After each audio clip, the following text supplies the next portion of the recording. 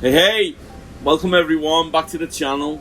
If you're new here, I'm Ezra, and this is a channel where we explore our faith, the Bible, and how to live out our beliefs in everyday life.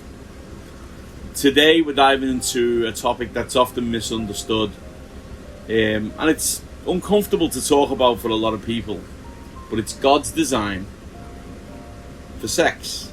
Our God is a God of order and design, as you can see within his creation. But okay, moving on. Sex is a beautiful and powerful gift from God, but it's also one that's meant to be understood within a certain context. The Bible gives us clear guidance on this, and I want to share some key points with you today, because obviously it's very important that people understand this, because some people don't in this day and age. First and foremost, God designed sex to be experienced within the boundaries of marriage. That's right, in the boundaries of marriage.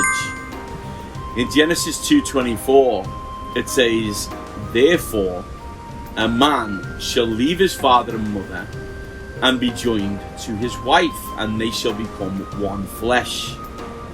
This verse highlights the deep covenantal bond that marriage creates, and sex is a significant part of that unity.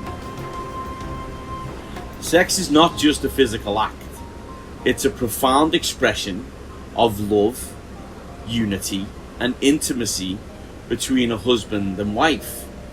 It's a way for couples to connect on the deepest level, reflecting the closeness that God desires in our relationships.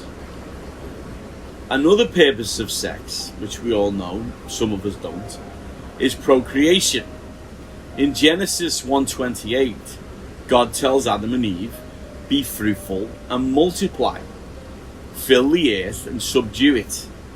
This command highlights the role of sex bringing new life into the world, fulfilling God's plan for families and communities. Now, our God is a God that loves life, and we should protect that at all costs, and the authority is his word.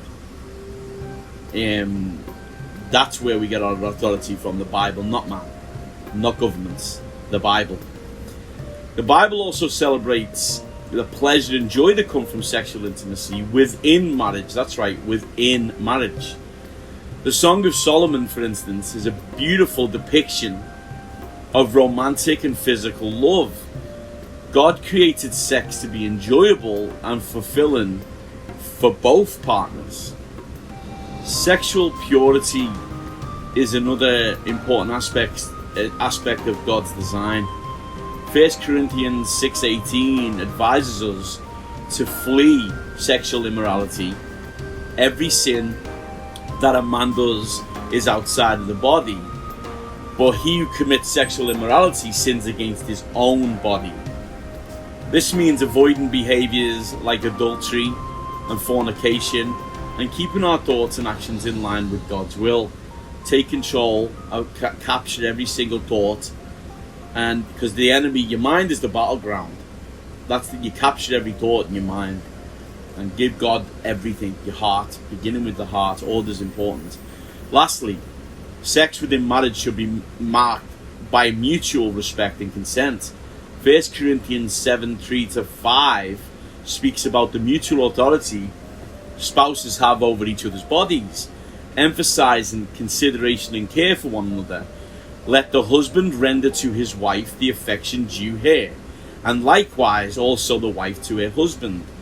The wife does not have authority over her own body, but the husband does. And this is the key part. Likewise, the husband does not have authority over his own body, but his wife does. Do not deprive one another, except with consent for a time. That may give you yourselves to fasting, prayer, and come together again, so that Satan does not tempt you because of your lack of self-control. That was a long one, but to sum it up, God's design for sex is about more than just a physical act. It's about creating a deep, intimate bond within the safety and commitment of marriage. It's about love, unity, and bringing new life into the world. And it's about respecting and honoring each other in this sacred gift. Because it's a gift from God.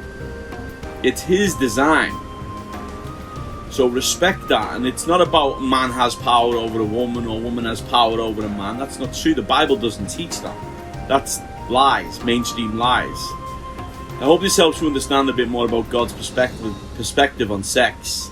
And if you have any questions or thoughts, please leave them in the comments below. And if you found this video helpful, don't forget to like, share and subscribe. There is more content like this on living out your faith. And until next time, stay blessed and keep making it biblical. Amen. Amen.